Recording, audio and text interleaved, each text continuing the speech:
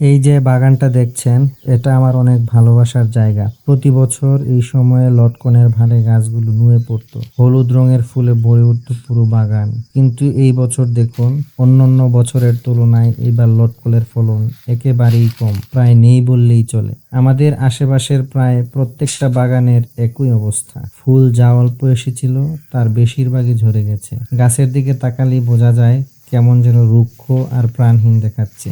লটকল গাছে ফুল আসার 3 মাস আগে পানি দেওয়াটা জরুরি। ফুল চলে আসার পর গাছে পানি দিলে এই ফুলগুলো ঝরে যায়, কিন্তু এবছর ফুলই আসে নাই। আমরা সাধারণত প্রাকৃতিক বৃষ্টির উপরই ভরসা করি। এই বছর বৃষ্টি প্রায় নেই বললেই চলে, গাছে তেমন রসও নেই। হয়তো এটাই ফুল ঝরে যাওয়ার প্রধান কারণ হতে পারে। কয়েক বছর আগে এই বাগানে লাগিয়েছিলাম 4টি লিচু গাছ। এবার সেগুলোতে বেশ ভালো ফুল এসেছিল, যদিও কিছু ফুল ঝরে গেছে, তবুও বেশ কিছু লিচু ধরে আছে। যদি নিয়মিত বৃষ্টি হয় তাহলে হয়তো এই লিচুগুলো বড় হবে। এই দেখুন আমার রামবুটান গাছ। গত কয়েক বছর ধরে এতে কিছু ফুল আসতো ঠিকই, কিন্তু সেগুলো শুকিয়ে ঝরে যেত।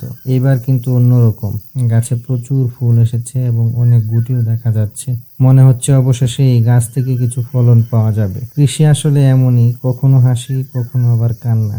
এই বছর লটকনের ফলন খুবই খারাপ। প্রকৃতির উপর তো আর আমাদের কোনো হাত নেই। দেখা যাক শেষ পর্যন্ত কি হয়।